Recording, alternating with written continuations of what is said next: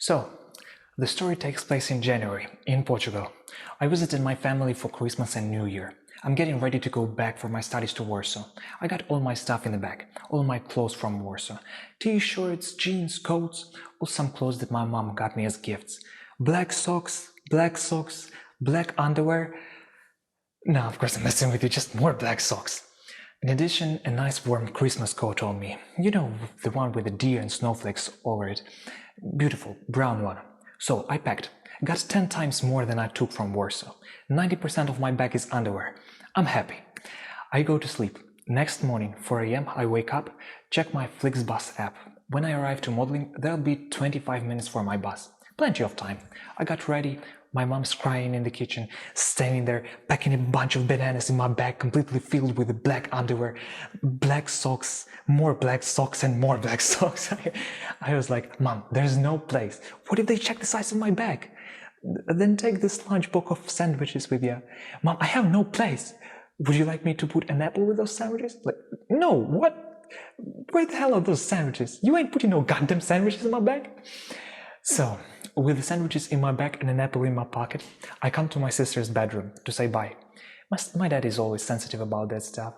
The time when I left my parents' house for the first time, he made the whole airport know about it. My mom was there, standing like a rock. I tried my best getting at least one tear from her, saying, "Goodbye forever, Mom. I'll always miss you and remember you for the rest of my life."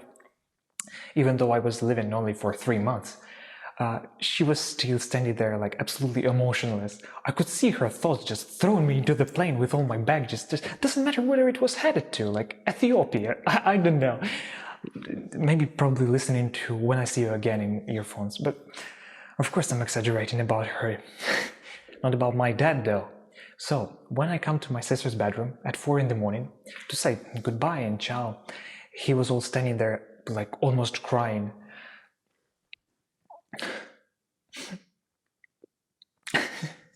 My sister wasn't feeling like that. I was also impassive.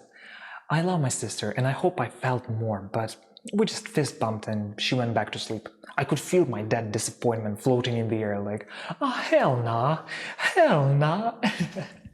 So, already after I exited the house, I see my dog woke up, a magnificent brown ears Jack Russell. I see it looking around, figuring out what was happening. I was like, Kyla, goodbye. See you in 8 months. I take a step to the left. The wall hides her from me. And here it is. A single manly tear. The proper male tear. No a bitch tear. One man's tear. And then another tear. And another tear. I was basically crying in a moment.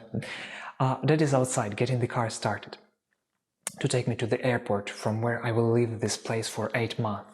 And at that very moment, I realized, standing there all in manly tears, that I will be missing that goddamn dog more than I will miss my sister. So, I'm at the airport. This time my dad didn't cry as much as before, but my mom cried. She cried. She cried a bit, but she cried. I was satisfied. Past the security, they rubbed my hand with some stick, like, yeah. Already in the boarding line, I'm relaxed. In a few minutes I'll be having a proper sleep. It's 4 in the morning nevertheless. And suddenly a flight attendant comes to me. Here it is, I think. He suspects that I'm a terrorist. Act natural.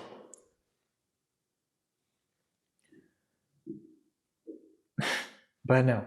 He actually came to me and took me to the front of the line, where a little metal box was standing. For those who don't know, sometimes the flight attendant may check how big your bag is.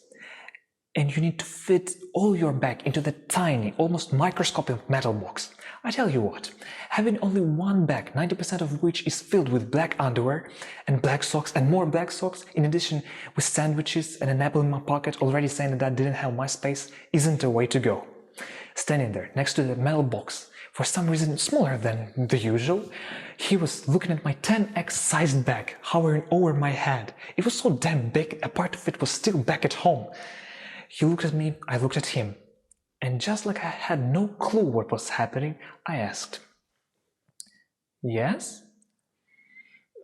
It was so damn ridiculous, guys. This is so damn ridiculous at that point. So he was like, I don't think that you can fit your bag in there. The bastard inside of me was like, what, bitch? You wanna bet? I'ma fit it so well that there will be place for your mama inside, and no one think it's possible. But on the outside I was like, what, bitch? You wanna bet? I'ma fit it so well there'll be place to put your mama inside. So I tried to bargain. Officer, it's like 90% of socks. Do you want a sandwich? And would you like an apple with it? Nothing worked. So the next thing that I can remember, I'm throwing away the goddamn apple, throwing away the goddamn sandwiches, throwing away everything throwawayable. Clothes, I put on everything I can. Under my deer and snowflake sweater, I wear 3 t-shirts, 4 pairs of jeans on my legs, 2 coats, to the point where I simply cannot pick up more stuff. I cannot bow. I don't need to describe the face of the flight attendant when he saw me the second time, but this time puffed like a white Michelin cosplayer with a small bag, sweating like a sauna, pretending everything is as usual. This time he let me in, either because I fooled him, which is the most probable thing, or because he felt sorry for me.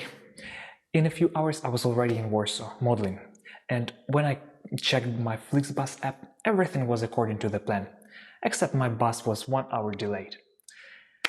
My name is Leonardo Kovalenko. Thank you so much.